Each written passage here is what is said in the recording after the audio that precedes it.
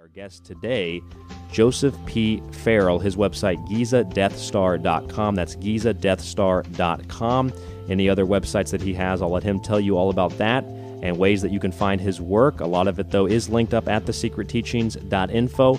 I have a short bio about Dr. Farrell, and then we'll bring him on to the program.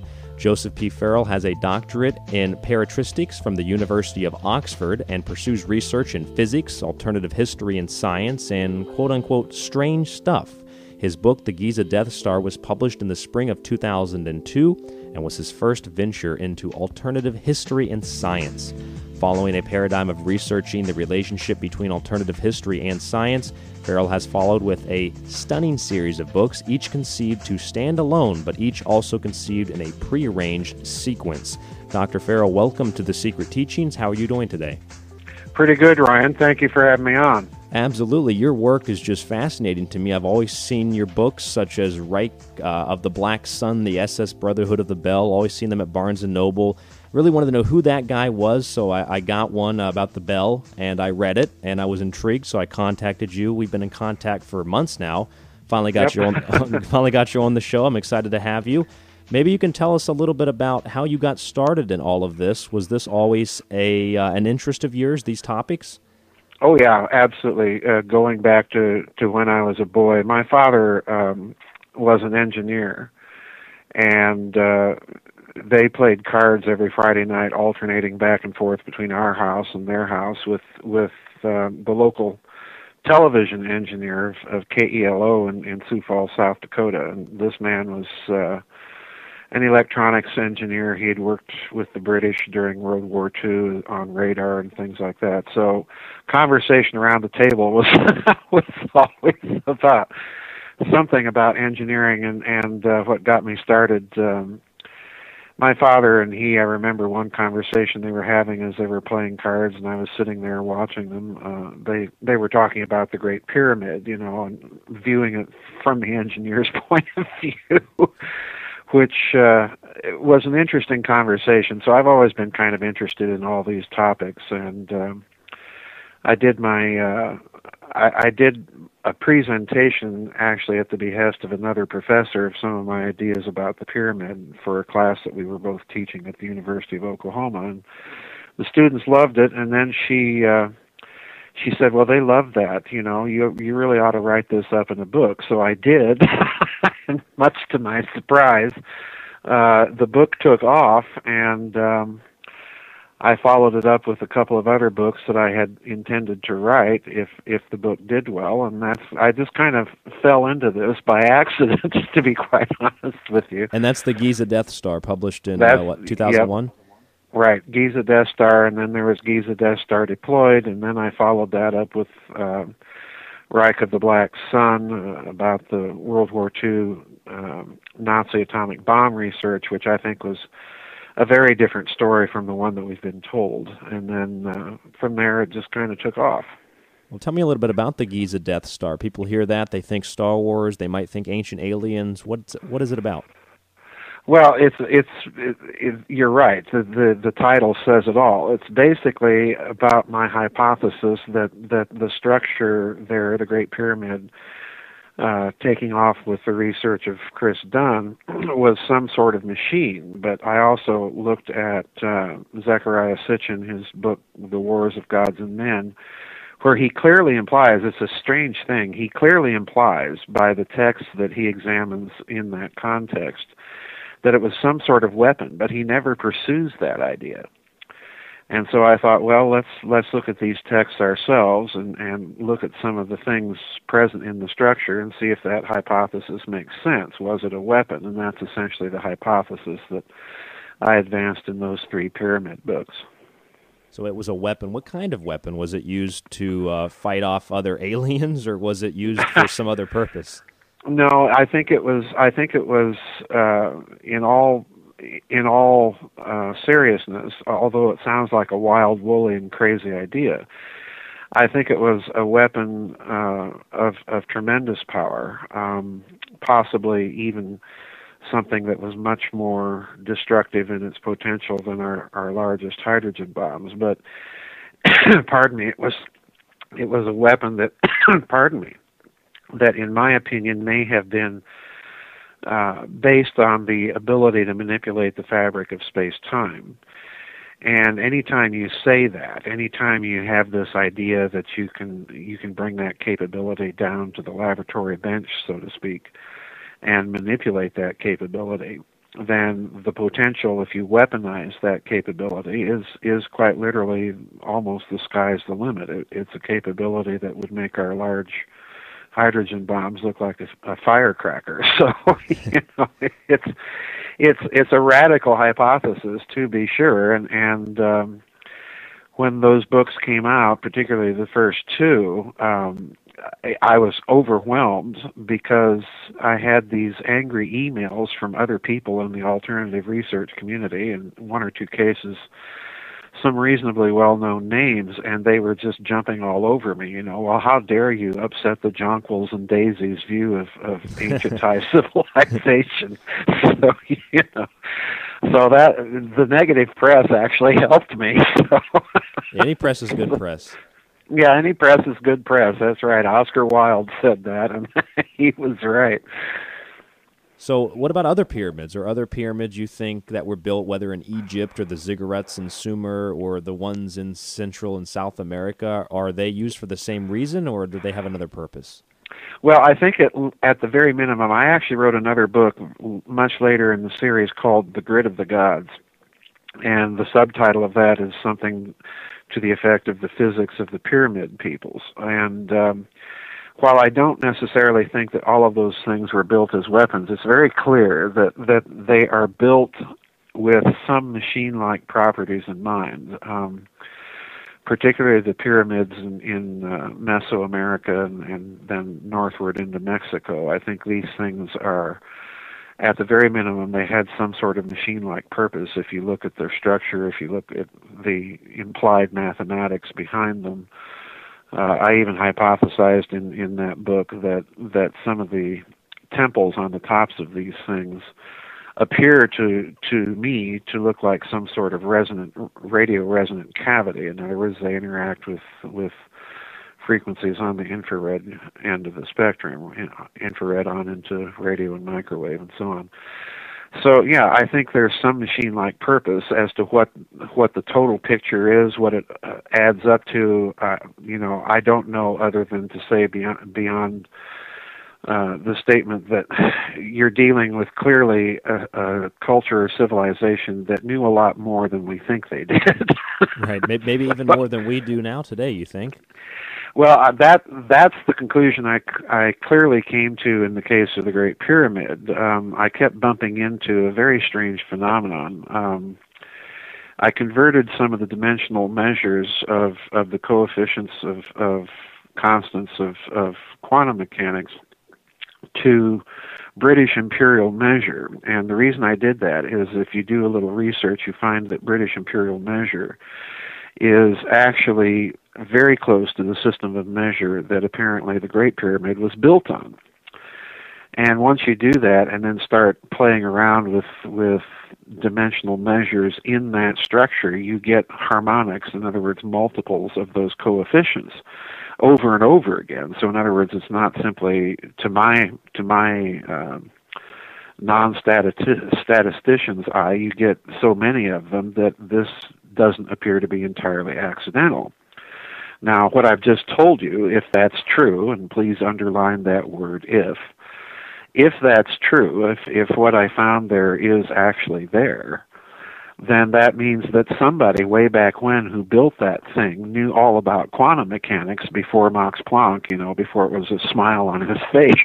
So, the anomalies of the structure, any way one slices it, even if that isn't true, the anomalies in the structure are such that you do find dimensional analogs of the Gaussian magnetic constant. You find analogs that will give you the speed of light. You have analogs that will give you precise measures of the distance to the sun, even the neutral point of gravity between the Earth and the Moon. So you ask yourself, well, what in the name of sense are all these things doing in that structure? Why are they there? the bottom line is that means that whoever built it knew about those things, and therefore had to have a fairly sophisticated science, a fairly sophisticated metrology, and they embodied all of that in the structure. Now, do you contribute that, and there's a lot of different factors that could go into this question, but do you contribute that to the idea of ancient aliens, or perhaps No. a golden age culture that was just very advanced? Yeah, a golden age culture that was very advanced. I actually followed those books up later in the series. Once I got started with this, and I have to tell people that, like I say, I had originally intended, if the initial book took off, I had about 5 other books in mind that I wanted to write, kind of planned out, mapped out, if that book took off. Well, it did, so I wrote the other 5 books.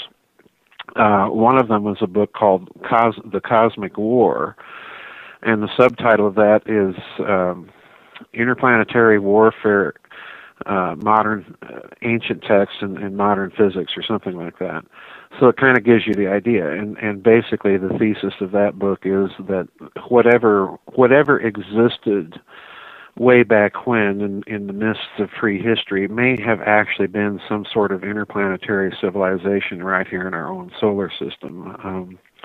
And again, that sounds like a wild, woolly, radical, bizarre hypothesis, but when you start looking at the texts and what they actually say, when you start looking at some of the various things scattered around the solar system, we see all the anomalies on Mars, we see Saturn's moon, oddly enough, Saturn's moon Iapetus, looking like it might be something artificial.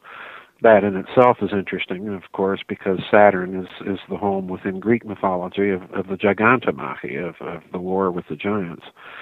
So you get all these little indicators from ancient texts and lore and tradition and so on that something tremendously catastrophic happened in the midst of prehistory, and it was the result of a war. So those books all kind of tie together. Now, I didn't get a chance to read the Giza Death Star. I've read the SS Brotherhood of the Bell and Nazi International. In the Giza Death Star, maybe in the second book, the Giza Death Star Deployed, did you talk about the obelisk and the energetic relationship between that and perhaps a weapon that in that of the Giza pyramids? Right.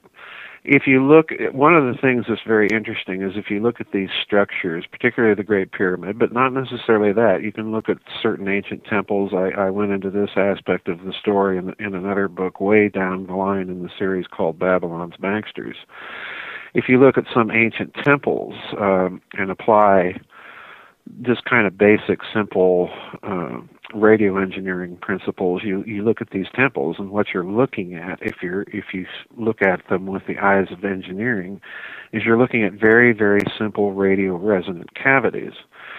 So again, these people had a science of some sort, and they were certainly embodying it in their structures. And obelisks, oddly enough, are some of them, because you can go to Egypt and strike these things, create a physical stress actually on the structure, and they will be resonant to particular frequencies. So again, it looks like they were doing something. We don't know why exactly they were doing it or what the basis of their science was. I kind of take the view of John Anthony West that Egypt, if you look at their own lore of how Egypt describes itself, it describes itself as a legacy of something much more sophisticated. And again, the mystery of Egypt, just as with Mesopotamia, is you have the origin of these civilizations with absolutely no precursors. They're just all of a sudden there.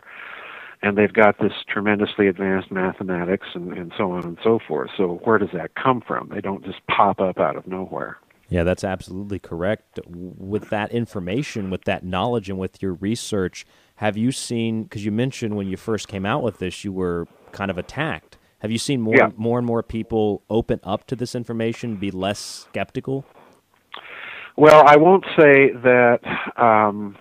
I won't say that they're more open to it, other than the attacks stopped. And the interesting thing, I don't know exactly why, but one of the interesting things was one of these people that had originally attacked me said that, well, you're describing the work of the Ukrainian physicist Volodymyr Krasnoholovets. And if you do a little research onto this guy, he was, at the time of the Soviet Union, he was involved in the Soviet Union's very secret pyramid research projects. This is now, pardon me, these projects are now known, but at the time that the Soviet Union still existed, it had very top secret research into pyramid power, quite literally. And the Soviets built these big pyramids all over Russia, some of the biggest ones just outside of Moscow. You can go online and see pictures of these things now, but at the time that they were built, this was all a highly classified project. So anyway, this fellow who was angry, he had contacted me and basically given me these long emails denouncing my theory and basically, how dare you upset the jonquils and daisies apple cart, and I'm going to send your copies of your books to Dr. Krasnoholovets. And I said, well, fine, And so I wait several months, and not a word comes back from this guy. But interestingly enough, after he did this, and these copies were known, the biophysicist in this country, Dr. John DeSalvo, who runs a website called the Great Pyramid of Giza Research Association, invited me to be a member of it. And I thought, well, sure, fine, so I accepted his membership. And then the next thing I knew, my publisher contacted me and says, well, the Russians want to buy rights to the Giza Death Star. So the Giza Death Star actually exists in a Russian language edition. Wow, I didn't know that.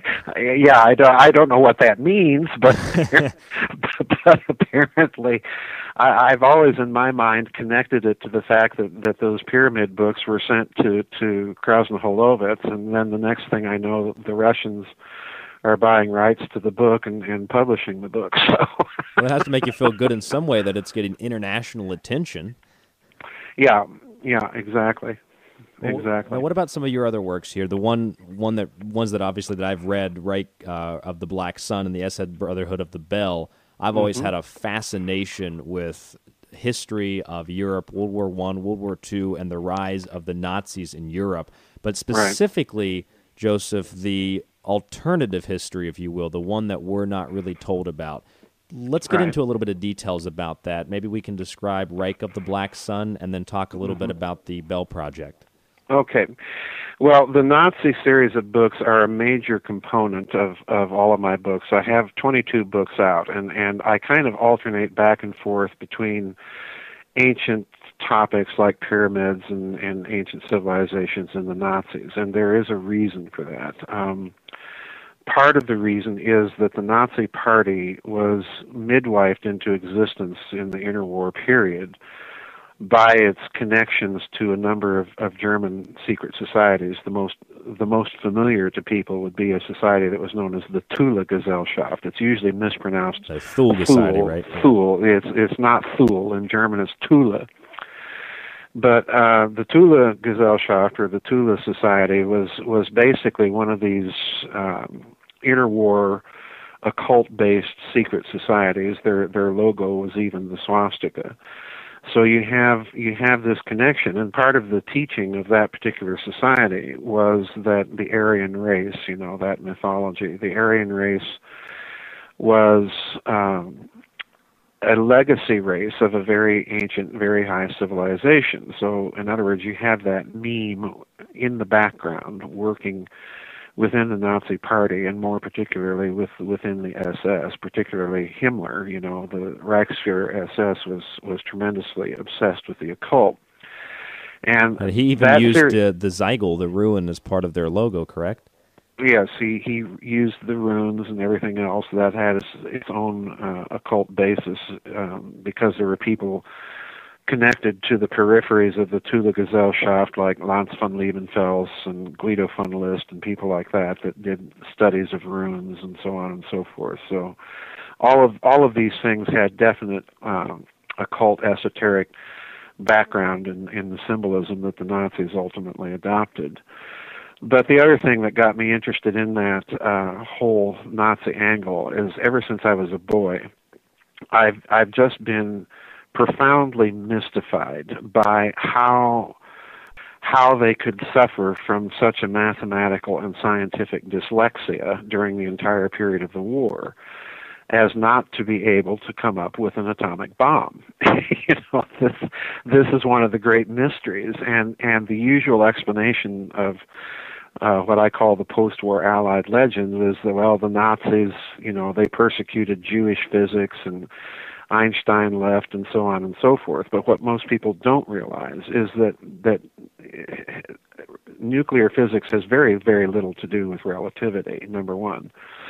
And number two, even if they did lose a great number of scientists that fled Europe because of the Nazi regime, they still retained a number of very first-class top drawer scientists, and Heisenberg, Paul Hartek, Otto Hahn, Walter Gerlach. These were big names in international physics circles prior to the war, and they remained in Nazi Germany during the war. So to me, there's a mystery here, and I just wasn't satisfied with explanations. And the real key for me with this, Ryan, was the fact that after German reunification, circa 1992-93, the tail end of the Bush administration, the early years of Clinton, after German reunification, a funny thing happened. that was the United States began to declassify a lot of stuff that had existed in the archives about Nazi wartime secret research, and a lot of it had to do with their atomic bomb program. And I started running into these documents. I reproduce a couple of them in Reich of the Black Sun that indicate very definitely that the German atomic bomb program was not the colossal failure that we were taught. If anything, it may have been actually successful prior to the war's end. And so that set me off. Well, if that's the case, what else? What else were the Nazis up to? Right. We know about the V2s. We know about the V1s. Most people don't know about the television-guided missiles. Early forms of smart bombs, if you will. Most people don't know about their surface-to-air missiles, their acoustic homing torpedoes, and all of this very, very stuff. Sophisticated stuff. Well, essentially what you're looking at Mark I versions of the types of weaponry that we now take for granted. Yep. All of this was being developed in the Third Reich, and some of it had been developed to the point that they had either been tested or even deployed. The first operational jet fighter was German, even though the British had Whipple playing around with jets. The Royal Air Force wasn't really interested until the Germans showed up in the skies with jet fighters. So that kind of spurred the interest there. But wow. So you have all those things that were known, and so you start digging around and in the really exotic stuff. And the reason I put Reich of the Black Sun dealing with the atom bomb at the head of the Nazi series is that the real story for me was this story about the bell.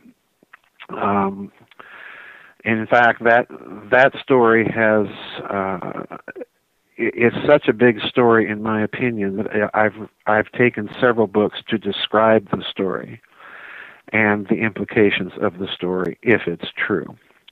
I do think it is true, but the implications of it are what really, really intrigued me. So that followed SS Brotherhood of the Bell, kind of started that off. And the reason I headed it up, this whole Nazi series with the atom bomb project, is that if you look at the context, the Bell story, the Germans actually classified this device in one of their documents. They referred to this device with the classification of Kriegsentscheidend, which in German means war decisive. And so I got to thinking, well, if their atom bomb project isn't Kriegsentscheidend, if that's not war decisive, then exactly what is this thing? So they put Die Glocke over top of the atomic bomb in terms of importance. Yeah, exactly. And you look at this device, let me describe it for people and what the allegations of the story are, because this is very important for people to understand how I research. I footnote my books extensively, and I do try to let people know that when I'm constructing an argument, I'm speculating. Because there's a body of people out there, and to a certain extent their research is good, it's solid, that think the bell was nothing more than an isotope enrichment centrifuge. I think they're mistaken for reasons that we're going to get into. The bell is a device about 12 feet wide, 15 feet tall. It's obviously bell-shaped. That's why the Germans called it die Glocke, the bell. And on the inside of this device, they had two counter-rotating metal cylinders.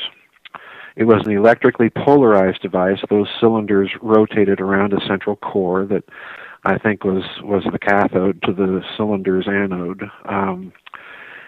They would counter-rotate these cylinders to tremendous speed. They would inject into them a substance known as serum 525. This is all part of the Bell story.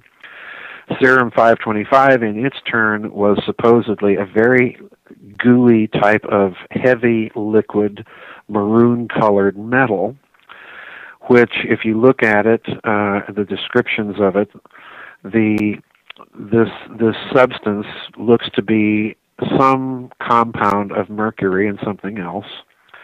I argue the case in another book, The Philosopher's Stone, that yet another ingredient in this substance may have been thorium-229 isomer.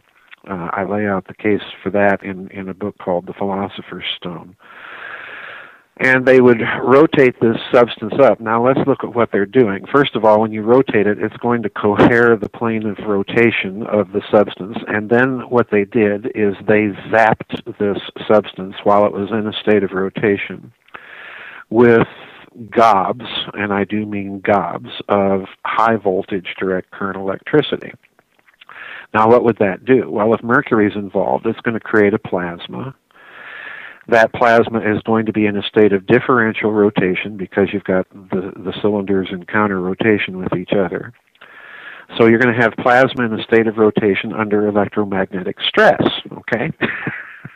So what does that sound like? Well, it sounds like the sun, okay? So I think what they were trying to do is, number one, they were trying to reduplicate the effects of the sun. Well, for what purpose? And I think once you look at kind of the argument that I present in SS Brotherhood of the Bell and then the following books, was they were attempting, first of all, to create or engineer a device on the basis of some of the interwar unified field theories that predicted a coupling effect between electromagnetism and gravity. The most famous interwar theory being, again, a German mathematician by the name of Kaluza. If you look at unified field theories from that time, you're going to find his name mentioned quite a lot. You have another influence on all of this being an electrical engineer by the name of Gabriel Krohn, who came to this country. He was a Jewish man, but a brilliant man. But he published a paper in Europe in the interwar period that he won a prize for at the University of Liège in Belgium in 1935. And it was all about how electrical engineers were noticing these anomalies, and they could take the unified field theories that had been published in the interwar period, particularly in Germany, and use those unified field theories to explain what was going on in the anomalies that engineers were noticing in large networked rotating electrical systems. Now, that's a mouthful, but what he's really told you is that you can take all these theories and bring them down right to the laboratory bench, and with mid-1930s electrical technology, engineer the fabric of space-time. That's exactly what the implications were that he's told you. So the Germans, I think, were basically attempting to construct a kind of a gateway technology based on some of these ideas to see if they could affect an electromagnetic gravity coupling. And the interesting thing is that the bell, if you do the research and dig into the story, you'll discover that the people that were working on the bell reported that it levitated. all right, Right. as it was turned on. Now, this is huge, because what this means, if that's true, then this means that the Bell story is the story that's at the heart of the Nazi UFO legend. Now, please note, all the device did was it levitated. It didn't zip around the sky performing right-angle turns at several thousands of miles an hour or things like this. In other words, it did not perform as a UFO did. So that's I think a huge clue as to what the Nazis were up to. They had a gateway technology that gave them some sort of rudimentary field propulsion capability. It gave them, therefore, an ability to tinker with the fabric of space-time at a very rudimentary level.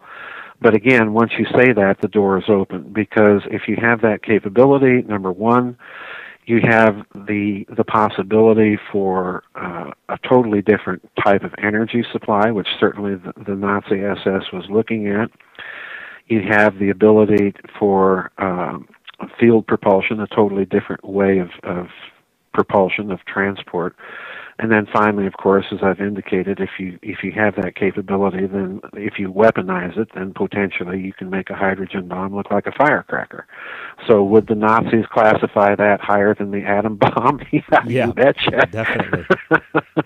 Well, all very, very fascinating, Joseph. We're going to take a quick break here on the Secret Teachings, and we'll come right back with more about the Nazi Wunderwaffe, talking with Joseph P. Farrell, author of the Giza Death Star, Reich of the Black Sun, the SS Brotherhood of the Bell, Nazi International, Babylonian Banksters, or Babylon's Banksters rather, and much, much more. All his information linked up at thesecretteachings.info. That's www.thesecretteachings.info. His website, GizaDeathStar.com. Stay tuned. We'll be right back.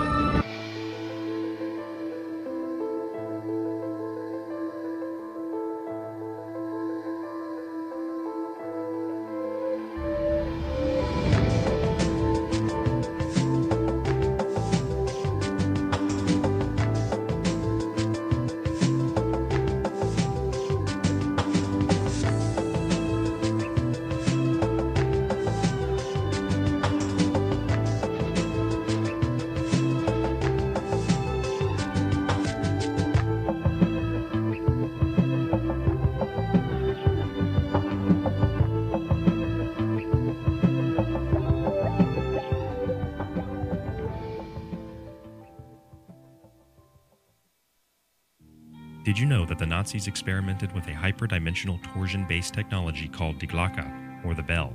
The Bell was developed at a secret base in the Czech Republic and was more classified than even the Nazis' A-bomb project.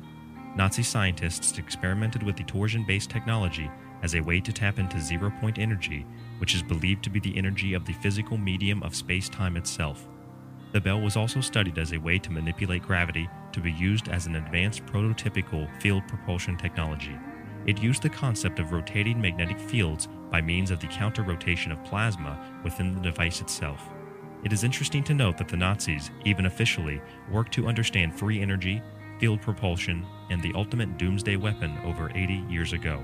The Dr. Hermann Oberth, who pioneered rocket design for the Third Reich, stated that, quote, "We cannot take credit for our record achievement in certain scientific fields alone. We've been helped," end quote. When asked by whom, he replied, quote, "The people from other worlds," end quote. Many Nazis did claim to get their technology from the Vril Society, who channeled a race of beings from the Aldebaran star system. These have been alternative facts brought to you by The Secret Teachings.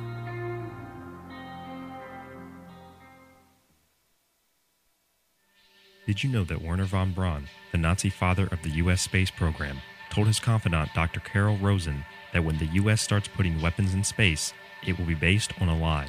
He told her the first reason would be to defend against the Russians. The second would be the threat of terrorists. The third would be the threat of asteroids. And the fourth, Werner apparently emphasized many times, was that the U.S. military was planning to use invading extraterrestrial aliens as a threat. He said, quote, "There is going to be a spin to find some enemy against whom we have to build space weapons, except it's all a lie," end quote. This has been an alternative fact brought to you by The Secret Teachings. At The Secret Teachings, we are not a part of any group, label, and we do not attempt to fearmonger, as some of the topics we discuss may seem scary. I advise you not to be afraid, but to be informed as we discuss current events and ancient history, astrotheology and symbolism, the paranormal and the occult, the esoteric, health, and much more. I am not here to tell you that what I say is truth, but to allow you to decide for yourself based on the evidence presented and the dots connected. Information is not negative. It is how you view it that determines the dimensional characteristics of either dual aspect of negativity or positivity. To catch the show, we air every Saturday on the Dark Matter Radio Network at 10 p.m. Eastern Standard Time and every Sunday on the L&M Radio Network at 9 p.m. Eastern Standard Time. You can also listen and download past episodes for free at thesecretteachings.info. Try as you might, but no amount of disinformation, propaganda, rhetoric, or trolling will change the truth. The truth is the truth, regardless if the masses accept it as is, or if it is accepted by only one out of billions. It is no measure of health to be well adjusted to a profoundly sick society. For more information, you can visit thesecretteachings.info. Namaste.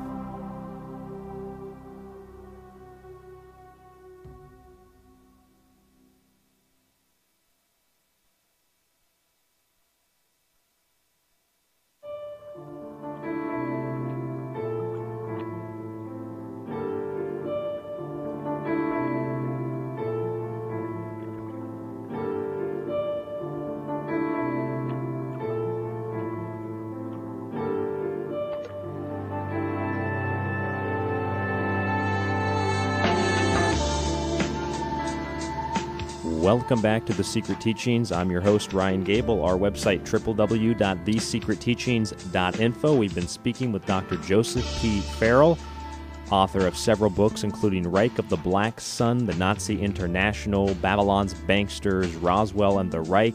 His website, GizaDeathStar.com. That's GizaDeathStar.com. His website's also linked up at thesecretteachings.info. That's www.thesecretteachings.info. If you'd like to get in contact with us, email is rdgable, that's rdgable@yahoo.com. Dr. Farrell, before the break, we were talking about the Nazi Wunderwaffe, the Nazi wonder weapon, the super weapon, the Uberwaffe. Tell me a little bit more about the bell and its significance and role that could perhaps be, I think, attributed to maybe the Philadelphia experiment. Oh, yeah.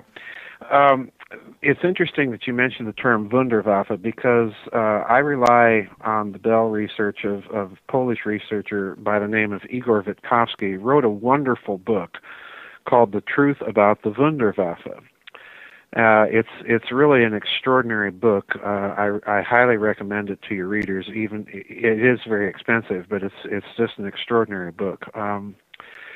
In the book, he notices that the term Wunderwaffe was used at the time that the V2s and V1s were already raining down on London. And he points out the fact that in the context in which the Nazis at the time are speaking of the Wunderwaffe, that these weapons, which are usually misidentified by historians as being the wonder weapons, could not have been the wonder weapon. Militarily, they produced really no significant result other than being a major nuisance to Churchill's government and so on. So, and he also cites people like Magda Goebbels, Dr. Goebbels' wife, talking about the Wunderwaffe and clearly indicating that in the context that this term is referring to something else. And in his opinion, and I think he's absolutely correct, that the term is actually being applied to the bell. And if you look at the physics, if you go back and look at what they're doing with the bell, as I laid it out, it's dealing with physics of interfering several electromagnetic rotating fields on a plasma. They're creating basically a kind of technological version, miniature version of the sun, for all intents and purposes. Well, this is very similar to the types of concepts that you see often alleged for the Philadelphia experiment in this country, taking large degaussing electromagnetic coils on the three axes of a ship and creating an interference pattern which they hoped would lead to some sort of radar stealth, radar invisibility. And according to the lore, of course, it produced optical invisibility. But the basic concepts are the same. So in other words, we're dealing with physics and a technology that, if true, and I think definitely you can look at the literature of the period. I wrote another book in this Nazi series called Secrets of the Unified Field, the Philadelphia Experiment, the Nazi Bell, and the Discarded Theory. The discarded theory being, of course, all of these interwar unified field theories from Kaluza down to Levati and so on and so forth. Now, the interesting thing is if you look in modern physics literature, Michio Kaku and some other people that popularize the history of physics, they'll tell you that these unified field theories from the interwar period were incomplete theories and that they did not take into account the strong and weak nuclear forces of quantum mechanics. Well, that's all true, but the problem is an incomplete theory doesn't necessarily mean a non-engineerable one. Okay. That's pretty much what Gabriel Krohn, in his paper that I talked about in the first part of the show, was saying. He was saying that, these theories are engineerable theories, and if they're engineerable, what he's telling you is, yeah, you can play around with 1930s technology with the fabric of space-time. And this is precisely what I think the Nazis did. Now, you've mentioned in your introductions a book of mine called The Nazi International. That's an important part of this story because what happened at the end of the war with Nazi technology is really rather interesting if you look at it carefully and take the blinkers that they've taught us to read the end of the war in textbooks and college history courses. Take those blinkers off and look at what's really going on. If you look at it carefully, the Nazis themselves are the ones driving the technological division of the spoils at the end of the war. So, for example, you have the creme de la creme of their rocket and jet scientists and ramjet scientists and so on going to the United States. The Soviets, on the other hand, are getting the middle echelon project managers and technicians in the hundreds that are able to reconstruct the documents trail for the Soviets and kind of jumpstart their own post-war rocket program under Sergei Korolev and people like that. So you get basically the Nazis driving the division of the spoils very carefully, so that at the end of the war, a technological stalemate, an arms race, is going to be induced by this technology transfer to the United States and the Soviet Union. Now, interestingly enough, the Bell itself, the SS, under orders, I think probably from Martin Bormann, murdered some 60 scientists that were working on the Bell project.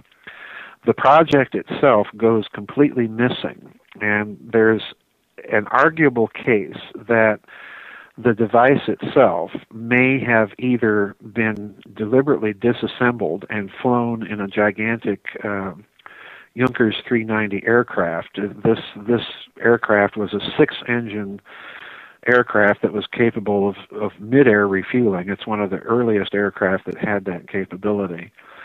And it was capable, even without that, of flying nonstop from Germany to Argentina, for example, which is where I think the Bell project and documentation actually ended up. Because in that book, Nazi International, I talk about a post-war project that was being conducted under the auspices of Juan Perón's government in Argentina and being run by some Nazi scientists that had fled to Argentina after the war. And if you look at what they're doing, they're talking about plasmas in rotation under high electromagnetic stress. Okay, so there's the Bell. It goes to Argentina, or at least some aspects of it do.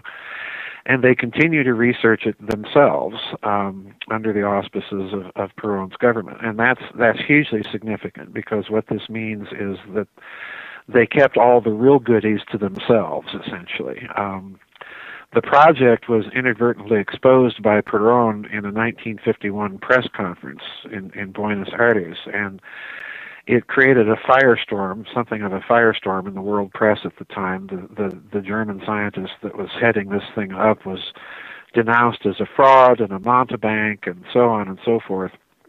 But after the project was shut down by Perón, we don't know exactly where it goes, but it's interesting, and I talk about this in that book, that after 1954, after our first hydrogen bomb tests, the Mike test and the Castle Bravo test in particular, these two hydrogen bombs were predicted to have a certain yield, and they actually ran away, particularly Castle Bravo, with a much bigger yield. So what did the U.S. Air Force do? Well, while it's publicly denouncing this German scientist as a fraud and mountebank, it's secretly sending people down to Buenos Aires to interview this German scientist and find out just what the heck he was up to. And it's interesting when you read his own statements about what he was up to, he was telling them, well, I'm putting plasma into rotation and subjecting it to enormous amounts of electromagnetic stress, and what this does, he says, is it produces a cellular structure in the plasma that interacts with what he calls a kind of cellular structure in space-time, and here comes the whopper, and he actually says this, and it's one of the first cases, I think, that you can find where the phrase zero-point energy is used openly and directly in any literature, and he's using that very phrase to describe what he thinks is an interaction between rotating plasmas under electromagnetic stress and the zero-point energy, and is transducing that energy into the plasma reaction. So, there's your explanation, guys, for why your hydrogen bombs have a lot more bang than you've calculated. So, in other words, the Bell Project has huge, extraordinary implications in my reconstruction of events. And again, I want to stress for people the reason why I've written so many books pursuing different details of the project is it would be just impossible to summarize the project and its implications in just one book. So it has implications that literally spill out everywhere you turn. Now, the interesting thing about this guy's project, his name was Dr. Ronald Richter. His project in Argentina is in that book, The Nazi International. I point out that he's getting his equipment to conduct this project in Argentina from the Allgemeine Elektrizitätsgesellschaft, the German electrical company, that was the very company that was involved in the Bell Project back in Nazi Germany. So in other words, there's little details like that connect his project to the wartime research of the Bell. So it's a huge story, because what it's also telling us is that this post-war group of Nazis, we've got to get it out of our head that these are just a bunch of guys hiding in the jungles of Brazil and the Amazon basin in fear of their life. What it's really telling you is you're dealing with a post-war Nazi extraterritorial state, if you will, that is tremendously well financed. It has its own production and scientific infrastructure that it's able to conduct and carry on some of this wartime research. So that's quite a different story. And again, it sounds radical and just harebrained to say something like that, but I urge people to look at the actual evidence for that rather than leap to any conclusions. Right. Well, I think that's the problem, is that people leap to those conclusions without really thinking about it, because we've been predisposed, preconditioned, and brainwashed to believe that this is how history is, when in fact it's not. It is the proverbial history is written by the victor kind of a case. Right. Now, one of your other books is Roswell and the Reich. I'm guessing that Roswell has a little bit to do with the Bell, too, maybe? Oh, yes. I call Roswell and the Reich the book that ufology loves to ignore, because the silence about that book from the ufology community has been almost deafening. The book essentially explores the whole Roswell mythology, as I like to call it, and I point out in that book that you're really dealing in that story with two very, very different data sets. On the one hand, you have the data set of the technology, the memory metal, the strange lightweight foil that you could crumple up and it would unfold back into a non-creased state, and so on and so forth. And then you have the story about the bodies. And I dissect the Roswell mythology very, very carefully. But basically my hypothesis, to boil it down to a nutshell, is what if it was not something extraterrestrial that crashed in the New Mexico desert in July of 1947? What if it was, in fact, something that looked like it may have been based on Nazi technology? Now, it's interesting when you phrase it that way, because if you look at the documents and stories associated with the Roswell story, particularly the Shulgin Air Force Intelligence Collection Memorandum that a bunch of Roswell researchers always refer to, if you look at that memorandum carefully and read the whole thing, it's a genuine document. It is a genuine U.S. Air Force Intelligence Collection Memorandum that was drawn up by Brigadier General Shulgin. And if you look at it, it's clearly a document, and I think the Roswell researchers are correct. It's clearly a document drawn up in the wake of Roswell to go out and find out just what the heck are we dealing with here. But the interesting thing that the ufologists don't like to talk about is when you read that memorandum, it's not talking about extraterrestrials, and it's not talking about a field propulsion flying saucer. It's talking about vapor trails, the roar of jet engines. If you read it carefully, it's talking about vectored exhausts. And most significantly, in that memo, it points a finger very clearly and very explicitly. It's not something that's implied, but it's very explicit, that this looks like it's based on some sort of technology that we saw the Germans playing around with during World War II. And so we'd better find out where the Horton brothers are. Okay. So, and they've been, this memo mentions these characters by name. Well, who are the Horton brothers? Well, the Hortons are the two German aerodynamic engineers that were coming up with those flying wings, prior to the war, and flying these things around. And it's interesting, when you look at their flying wing designs, Northrop Grumman actually built a full-scale mock-up of the Horton 229 Gotha flying wing. Yeah. At a cost of $250,000 using, original paints, original materials and everything. And why'd they do this? Why did Northrop Grumman go to all of that expense? I've seen those pictures before. It's crazy. It's crazy. Well, what's really crazy is, you're looking at this thing that these German engineers came up with, this flying wing, in the late 1930s. I know, decades ago. Yeah, decades ago, and this thing looks very modern. It's like the B-2 bomber. It looks like the B-2 bomber, a smaller version of it. Well, Northrop Grumman did this because they wanted to test the radar cross-section of this thing, and they found out that it had about a 25% reduction of an ordinary airplane radar signature. In other words, it was partially stealthy. So, anyway, the Shulgin Memorandum, in the wake of Roswell, is asking, well, where are the Horton brothers? We need to find out where the Horton brothers are.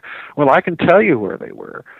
And I tell you, in the Nazi International, they were down in Argentina building triangular-shaped jet aircraft for Juan Perón.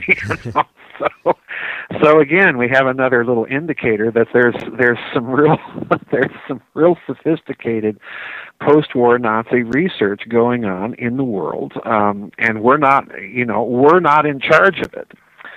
So let's assume if something Nazi, just play speculation here. If something Nazi crashes in the New Mexico desert in July of 1947, fully 2 years after World War II has supposedly ended, then is this going to send the U.S. military into a tailspin of panic? Yeah, probably would. Well, I'm guessing they're going to use the image of aliens in order to promote that, to distract away from what really happened.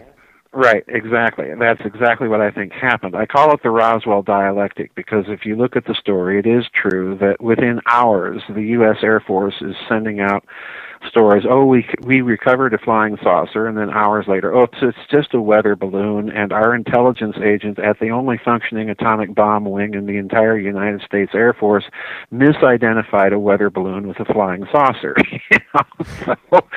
So my question is, well, why would you have an intelligence officer like that in charge of your base intelligence? This is doing Major Marcel a tremendous disservice, and the answer is, of course, you wouldn't have someone that stupid in charge of your base intelligence. So there's another story altogether going on. I think if you look at the technology that the stories about the technology surrounding Roswell, and then the Air Force memoranda that begin to be circulated after the event. I think it's a very, very different story than standard ufology likes to put out there, and like I say, that's the reason I call Roswell and the Reich the book that ufology loves to ignore. It's actually my longest book. It's about 500 pages long because I go through the whole story with a fine-toothed comb. Well, that's what you have to do to get to the truth. That you get these people who believe the mainstream narrative without a question of a doubt, and they ridicule anybody who tries to dig a little bit deeper. And then you get the people on the other side of the spectrum, Joseph, what you call ufologists per se, and they so badly want to believe UFOs, aliens, and the connection between them that they will look for any evidence to back up what they believe. So when you come at it from this point of view, and this is actually what got me, I think, really into your work and your research, because I've always believed the same thing, that Roswell was a type of distraction, and all of those, the crazy things like say they misidentified it, and it was a weather balloon, and then it's a flying saucer, and going back and forth. It just causes confusion, and eventually people give up and they stop asking questions.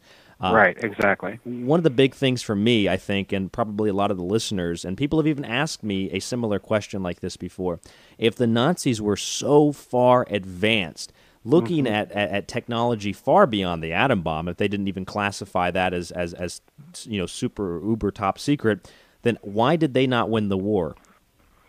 Well, that's I get asked that question all the time. First of all, the Bell story. Let's go back to that. I discount all those stories. I wrote a book called Saucers, Swastikas, and Psyops. And in that book, I take the whole Nazi UFO field propulsion flying saucer myth and legend and expose it for what I think it really is. Number one, I think it's a cover story put out after the war by certain circles within the CIA and within this post-war Nazi group. Number one, to deflect attention from the Bell. And let me again emphasize what I said about the Bell previously. This thing levitated, but that's all it did. It didn't dart around the sky like a UFO, all right? So in other words, it wasn't a Nazi UFO. It was a gateway technology. It had tremendous potential, tremendous promise, but let's not overemphasize what it was. It was not a UFO in the traditional sense. So I discount all those stories that we hear about Hanabu and Vril and their trips to the moon and Mars and all that nonsense, because there's no a shred of good provenance. There's no way that you can reverse engineer the physics, which you can do in the Bell story. And for me, that's essential, because it's not necessarily the case that the evidence for the Bell story is any different than your typical UFO, crash and recovery story. But there are enough details in the Bell story that allow you to reconstruct a kind of putative or speculative physics trail based on the physics literature of the period and what some of those scientists were actually thinking. So in other words, it's the ability to reverse engineer the physics of this device that to me is essential to evaluating its evidentiary value or possibility as a true story or not. You do not have that in the case of the Hanabu or Vril. You have no indication of what the possible physics thinking might have been behind these devices, and therefore I tend to totally dismiss that whole story. The interesting thing that we have to bear in mind here, again, is those memoranda that began to be circulated in the U.S. Air Force after the Roswell crash are consistent in pointing the finger of suspicion at these Nazi projects. So why didn't they win the war if they had all this stuff? Well, for one thing, you're dealing with prototype technology. In other words, this is not operationally deployable technology. But in the cases of things like the Horten Flying Wing and some of the other stories that we have coming out of Nazi Germany of experimental saucer-shaped jet-powered aircraft, that's a very different matter, and they might have perhaps been able to get some of those projects to some sort of testing stage where they were usable as deployable aerodynes with human pilots. And the other thing I get all the time is, well, if the Nazis had the atom bomb, why didn't they use it? And I actually tend to think that there's two answers to this that I talk about in Reich of the Black Sun. And that is, number one, they didn't have the strategic delivery capability. An atom bomb at the time was an extraordinarily heavy device. They didn't have the ability, with the exception of a very few airplanes, to deliver these things to any strategically valuable targets in the West. And number two, the Nazi ideology was such that their most genocidal and brutal military fighting and campaigning wasn't with the Western Allies, it was with the Soviet Russians. And there we're confronted with a real problem, because if you look at the total number of casualties during World War II, and I'm going to get into some gruesome statistics here, and I beg everybody's indulgence because it's an essential part of the argument. If you look at the total casualties of World War II, fully one half or more than one half of the casualties of the entire war on all fronts are suffered by the Russians. And if you look at the military casualties that are inflicted on the Russians, this is somewhere around 9 to 10 million men. Total German military casualties for the entire war on all fronts is something like 2 to 3 million. I forget the exact figure. So this means if you look at military historians and the way that they have looked at the tactical and operational proficiency of the German Wehrmacht during World War II, this means that right up to the end of the war, against all combatants, the German army had a kill ratio of about 1 to 1.5. In other words, one German soldier is worth about 1.5 Allied or Russian soldiers. This is a tactical and operational competence that, particularly when you figure in what's going on the Eastern Front, the scale of slaughter that's being inflicted on the Russians there, is just totally beyond any normal operational tactical capability. This means that there may have been other types of weaponry that we've never heard about in use on the Eastern Front. And when you turn to those possibilities, you do find some very interesting things. There are persistent rumors. I cite a case of a Japanese cable from the military attaché in Stockholm to Tokyo that talks about the Germans using the Gensei Bakudan on the Eastern Front. And this is a cable that was sent in 1943. Well, what's the Gensei Bakudan? Well, it's Japanese for atomic bomb. Okay? So in other words, the Japanese military in attaché in Stockholm is telling Tokyo that, yeah, the Germans are using some sort of atomic bomb on the Eastern Front.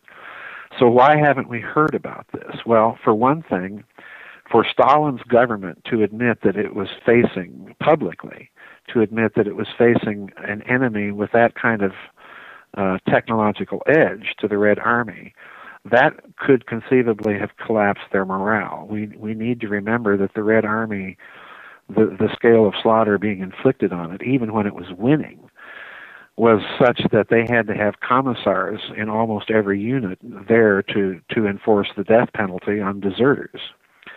The other thing that we're told about the Eastern Front comes from Colonel Otto Skorzeny, who was part of the German offensive on Moscow in the late autumn and early winter of 1941. Skorzeny noted in his memoirs that the Germans were using what he called liquid air bombs. Okay, so in other words, they were using some sort of primitive equivalent of a fuel air bomb. And if you don't know what a fuel air bomb is, it's a conventional explosive weapon that has the punch of a tactical nuke. In other words, if you see one of these things going off, it would appear to an amateur, to an average person, to be a small nuclear weapon, because you get mushroom cloud and an enormous area of destruction. Well, Skorzeny, in his memoirs, points out that the Germans were using these liquid air bombs in their 11-inch Nebelwerfer, their rocket artillery batteries against the Russians. So in other words, think fuel air bombs and carpet bombing here. Did it pretty much light the air on fire? Well, a fuel air bomb uses the actual atmospheric oxygen as one of the initiators of the explosion. There are different types of these explosives, but essentially what you do is you set up a molecular chain, and then you detonate it through electrical means. So in other words, you can get an enormous conventional explosion out of these things. So in other words, the Germans are bombarding Russian lines with rocket artillery, and the German 6-barrel rocket launchers. You can just imagine what a battery of those things firing fuel air bombs on the poor Russians would be. Well, it was so bad, in fact, that the Russians, Stalin's government, contacted the Germans via Sweden and said, if you keep this up, we're going to go to poison gas. So in other words, the Russians were saying, let's fight fair here. If you're going to use this stuff on us, then we're going to use our chemical gas on you guys.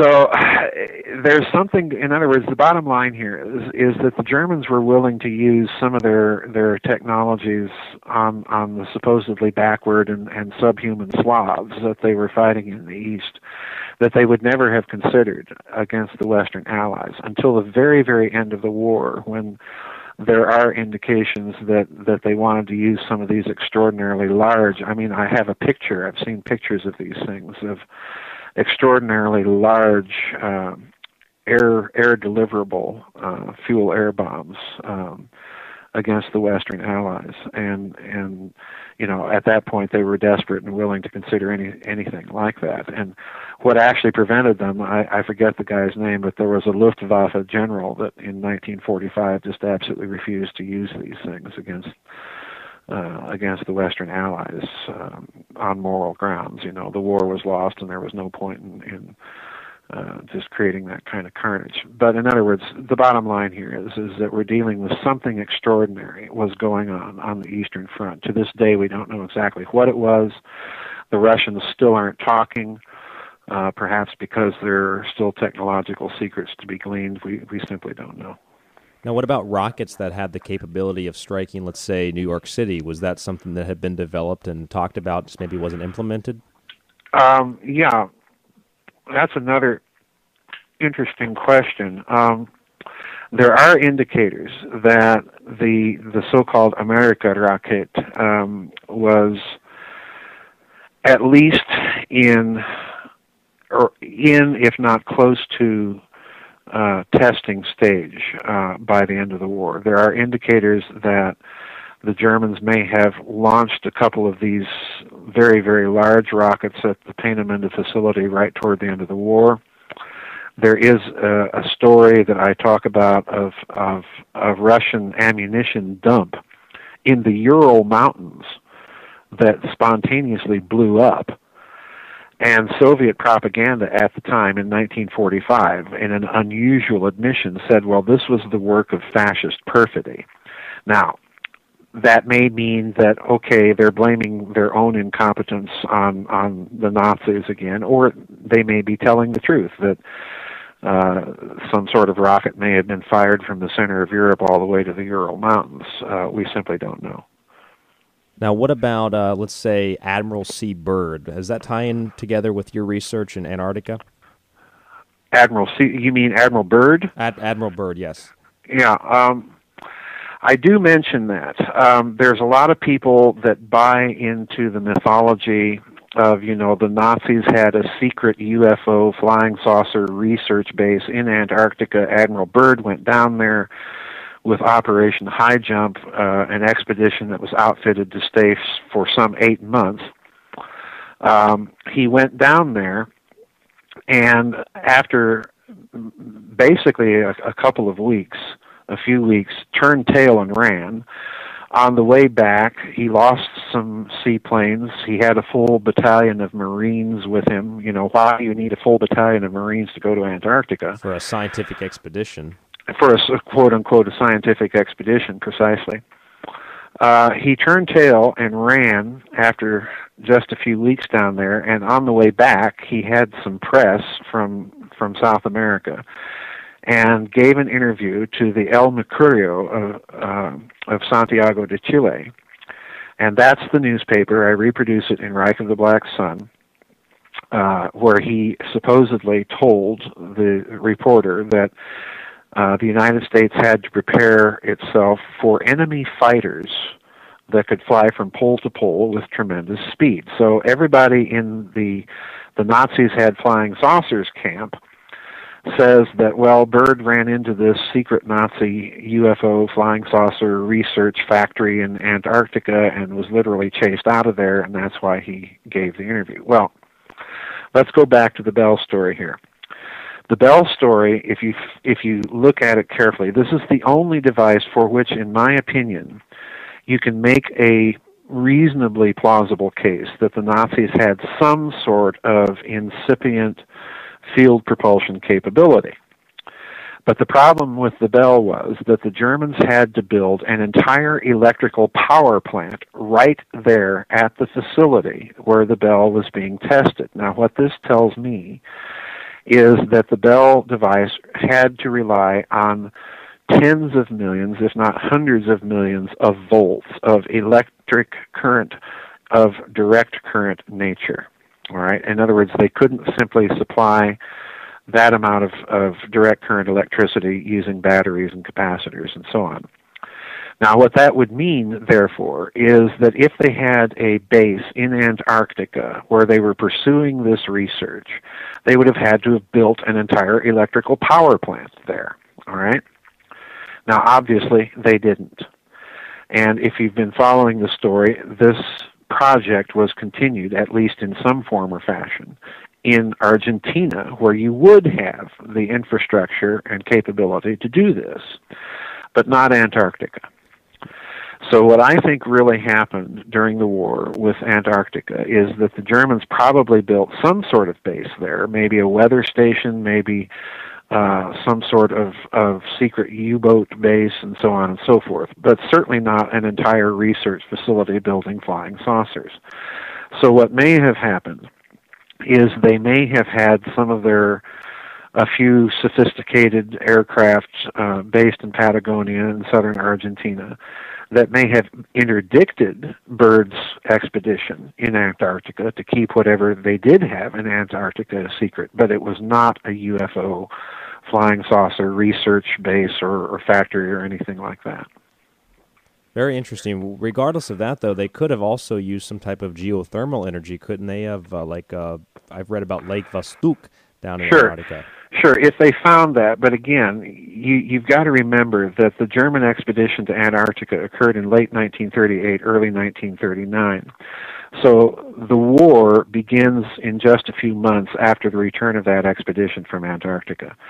So they would have had to have transported an enormous amount of electrical equipment and then technicians and so on and so forth, and keep it supplied during the war. And this, to me, is simply a logistical impossibility. The German Kriegsmarine, the German Navy, was not a large navy at all. The U-boats that they had, most of them at that time when the war breaks out, weren't large enough cargo-carrying U-boats to sustain an operation, much less build something like that. So I find it very, very unlikely even on the geothermal basis. Now, what about some of the supposed U-boats that, quote-unquote, went missing? Did they go to Argentina? Oh, boy, that's another story. That's a can of worms, and I don't even really get into that in any of my books in detail. Yes, at the end of the war, there are a number of U-boats that went missing that showed up in Argentina, months after the end of the war in Europe. And they were interred. Argentina, of course, had entered the war very, very late on the side of the Allies. That's another story in and of itself as to why Juan Perón, who was such an ardent pro-Nazi sort of guy, would actually enter the war on the side of the Allies. And briefly, it was to cite his own memoirs here. Juan Perón says something to the effect, and I cite this in the Nazi International, something to the effect that, well, we hadn't lost contact with Germany just because of the declaration of the war, because the declaration actually turned out to be of great service to the Germans, because under international law, it allowed us to go in there with our ships and airplanes and take the Germans out to Argentina. So, in other words, what Perón did was he pulled a fast one on the Allies, because by becoming a co-belligerent with them, he had the right to go into Germany with Argentinian ships and airplanes and fly out a bunch of Nazis and serve them cocktails and peanuts on their way back down to Buenos Aires, where they were going to work on all sorts of cool projects for him, like building triangular jet-powered aircraft and fusion reactors, all the stuff.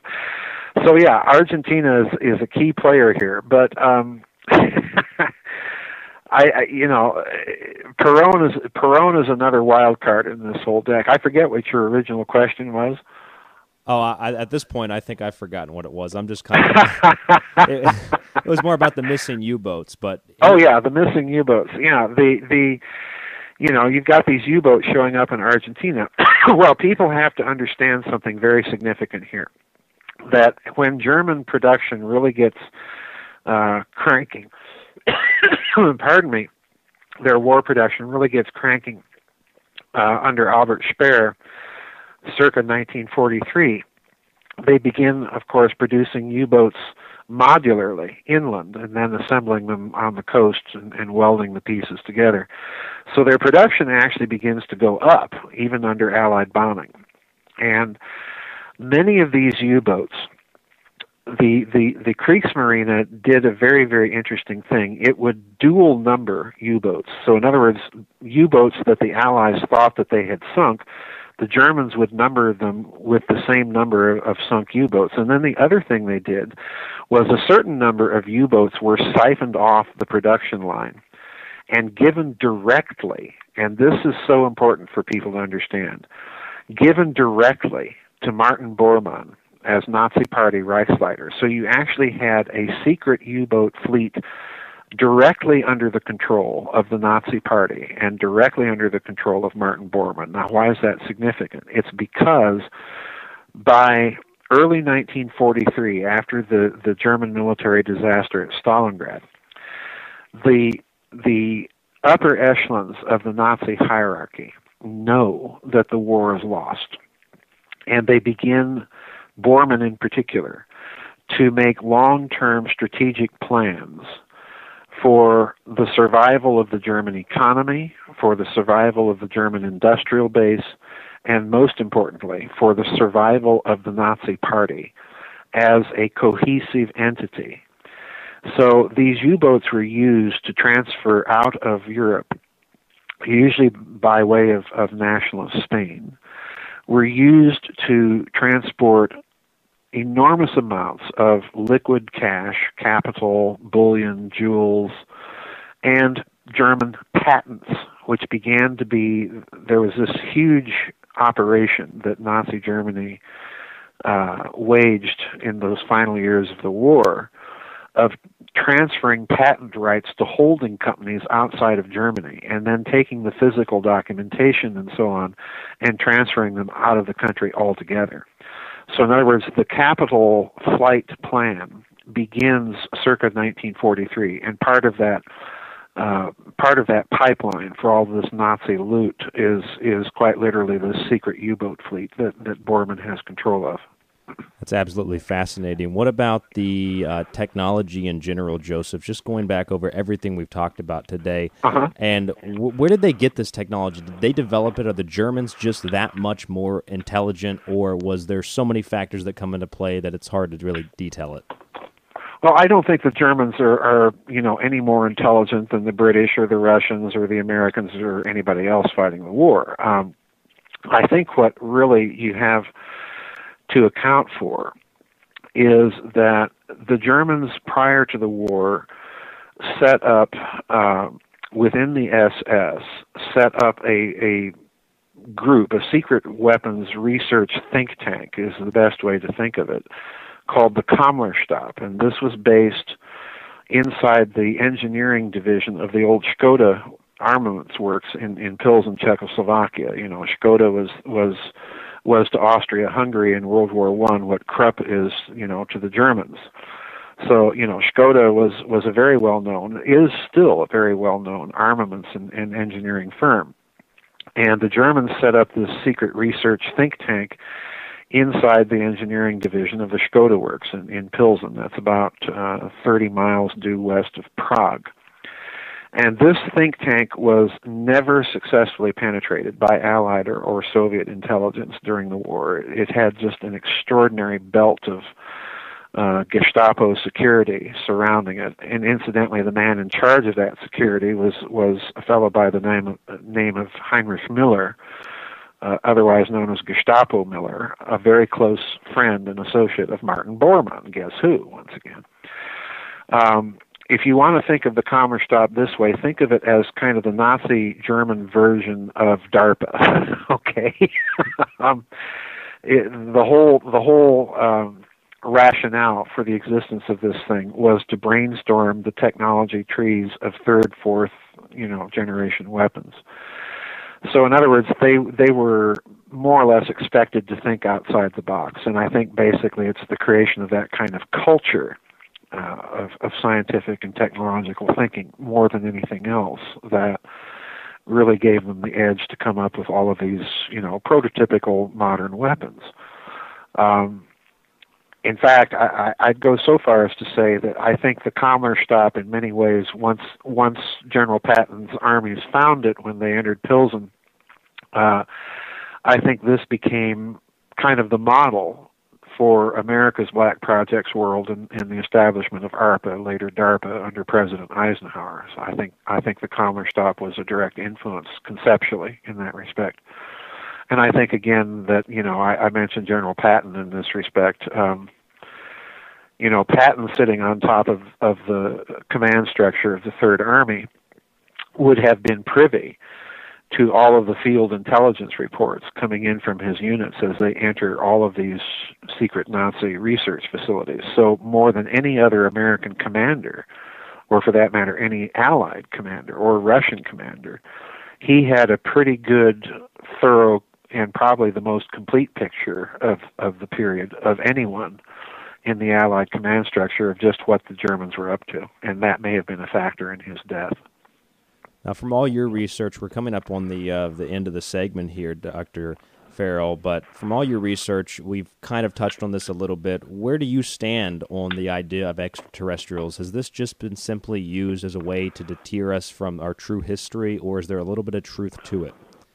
Well, I have never, people accuse me of thinking that, Nazis and black projects explains all UFOs. I've never taken that position. In fact, I've gone out of my way to say over and over again, I'm not philosophically opposed to the idea of extraterrestrials, nor even to the idea that they might be visiting here from other planets or other dimensions or what have you. I'm not opposed to that idea at all. My problem is, as I've said over and over again, if you're of the view that UFOs represent a nuts and bolts technology, and again, I'm not opposed to that idea either, then for me, you have to have a physics signature of a device that would compel you logically to the conclusion that what you're looking at is extraterrestrial. I certainly do not see that in the case of Roswell. I certainly do not see that in the case of Kecksburg and some of these other famous cases. So philosophically, I'm not opposed, but you've got to convince me on a case-to-case basis. Now, I do think, that said, that the extraterrestrial meme has been used as kind of a deflection, and we know this for a fact in the case of the U-2 and the way that the CIA spun the U-2 as UFO sightings. They've admitted to this. People would see the U-2 flying high up in the skies, moving along at a pretty good clip, and, conclude that this had to be a UFO. And the CIA played along with that and stoked the fires. They've admitted this. So we do know that they have used the extraterrestrial meme as a way of cloaking black technologies that may, from time to time, inadvertently be seen. Well, I'll tell you what, Dr. Farrell, it's all absolutely fascinating. I've researched a lot of this myself. I've read some of your books. I've been studying this for 5 or 6 years now, covering it on the Secret Teachings here and there. To me, it just gives us such a better understanding of our history, and it makes the little holes that seem to appear here and there disappear. It fills all those holes, and it makes things make a lot more sense, at least to me. I want to give you the floor just for a couple of minutes here if you'd like to promote any other work that you might be working on right now, books, whatever it might be. The floor is yours for a couple of minutes. Well, sure. I wrote, since we're on the subject of extraterrestrials and secret technology, I've written most recently a series of books beginning with Saucers, Swastikas, and Psyops. There's 2 more in that little mini-series. One is called Covert Wars and Breakaway Civilizations. I go into the financing mechanism for all this a great deal in that book. And then another book after that called Covert Wars and the Clash of Civilizations, dealing with the idea that you're dealing with a breakaway civilization, to borrow the insight of Richard Dolan. I do have a website, GizaDeathStar.com. It does have a web store on the website where you can order my books. And I do ask if people are interested in getting my books that they use the web store to order the books from Amazon. I get a little extra in royalties that way. So, starving author syndrome there at work, folks. But they can order all my books right off my website. Fantastic. Dr. Joseph Farrell on the program today. This is The Secret Teachings. I am your host, Ryan Gable. His website, GizaDeathStar.com. That's GizaDeathStar.com, where you can find all about him, and you can find all of his information for his books, where you can purchase them. It's also linked up at thesecretteachings.info. That's www.thesecretteachings.info. Dr. Farrell, you could stay with us just one more minute. Sure. As I bring the music up, we'll talk to you off air. You are listening to The Secret Teachings, and we'll be right back. Stay tuned.